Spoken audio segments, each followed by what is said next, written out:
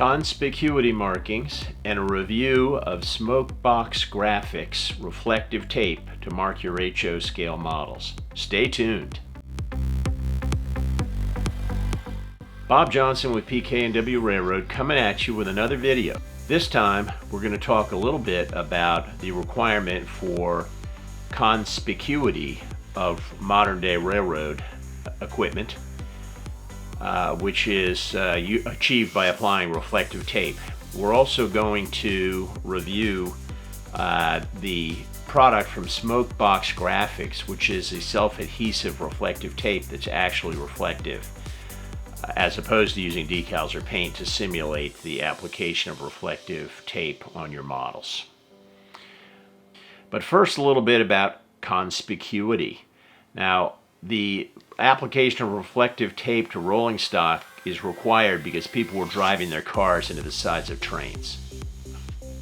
Unbelievable, right? But that's why it's there. And so the Federal Railroad Administration, Rule 224, requires the application of reflective tape to all rolling stock cars and locomotives. Now, this was enacted in 2007. And then it had a rolling implementation. So by the middle of 2010, all locomotives had to be marked, and by the middle of 2015, all rolling stock, freight cars and locomotives had to have conspicuity marking. So if you're modeling 2007 to 2015, depending upon where you are in that time frame, dictates how much of your rolling stock needs to have the striping. If you're modeling after 2015, everything has to have conspicuity marking. So it's obviously something you need to know about. Now, in terms of exactly where it's applied on a particular piece of rolling stock, go to rrpicturearchives.net and see exactly how your car type is marked.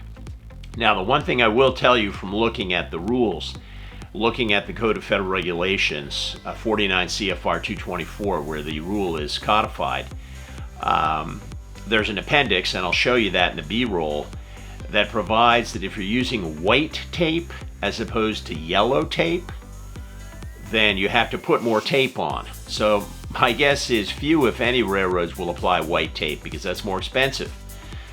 There doesn't appear to be anything in the rule about the exact color yellow that needs to be used on the reflective tape, and that may explain why the SmokeBox product here has 3 different colors of yellow, all probably just fine.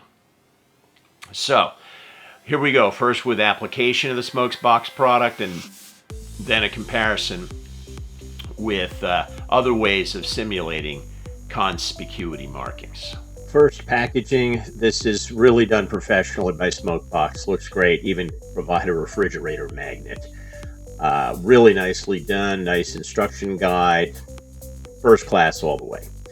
Here you see I got a set for locomotives and also a set for freight cars that has the 3 different colors, which is going to be particularly important for applying to red or orange cars, which is something that I do. So in order to apply these, they're pre-cut to the length of the standard tape lengths used for applying conspicuity tape on the prototype. Here you can see I'm applying it to a Scale Trains carbon black hopper. I bought one that had factory applied conspicuity marking, but the other one I had to apply my own conspicuity tape. So I'm just using a scrap of strip wood here to kind of position it. You can push it around before you burnish it down and get it in exactly the position that you want. I found that using a toothpick was too pointy, but a little piece of strip wood like this that spanned the whole width of the tape really did a good job of pushing it down completely onto the surface. It was taking me less than a minute to apply each one of these, so you could clearly do a freight car in under 10 minutes. So if you had to do an entire fleet of ready-to-roll cars with this, it wouldn't take forever. It'd be a great application for this, especially if you're not keen on doing water slide decals. I love water slide decals, but I know a lot of people have trouble with those, don't really like them. This is a lot easier. Frankly, it's a lot of fun to apply these. And if I had a fleet of ready to roll cars that needed conspicuity tape, this is absolutely the way I go. It's a lot of fun. This yellow matched the painted conspicuity on the pre-painted Scale Trains car perfectly. So great, great product, and a lot of fun applying this to the models. You can see here just burnishing them down individually. The last step was to clear coat. I didn't do that yet. Not sure it would have any real impact or effect on it. So here's a picture of the pre-painted car that came from Scale Trains with the tape already simulated with paint. And you can see how neat and perfect that is. Totally vertical, crisp edges. And this upper shot shows you it's not thick at all. That paint is obviously very thin. The tape does stand proud from the surface a little bit. Here's the taped model. I'm pretty proud of the way that came out. Really like the way that looks. There's a side view. You can see it's not quite as squared off and crisp as the pad painted one from Scale Trains. And here, if you look from above, you can see it's got some thickness to it. It really does. Here's a picture of the Freelance car that demonstrates the decal application of conspicuity taping. Here's an overhead view. You can see it's extremely thin, would obviously fit over any sort of irregular surface. And here's a side view up close. You can see what that looks like. Very nice, neat, squared appearance. Here they are all together for you to view. On the left is the decal, in the middle is the painted, and on the right is the tape, so you can compare them side by side. There's really not a lot of difference, but there is a little thickness to the tape. There's no arguing about that. I don't think it's a really big deal. Now, where I really thought this might shine, pun intended, was in a nighttime shot. I tried all kinds of light angles, camera angles, different intensities of light.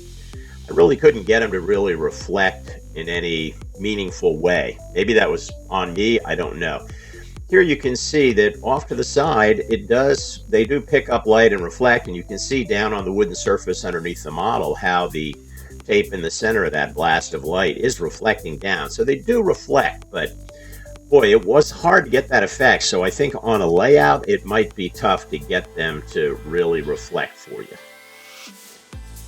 Well, there you have it. A little bit about conspicuity and also a review of SmokeBox Graphics reflective tape. I hope you enjoyed this video. If you're a subscriber, I appreciate you. If you're not subscribed, I'd appreciate you considering that and subscribing. Until next time, Bob Johnson with PK&W Railroad signing off. Happy modeling.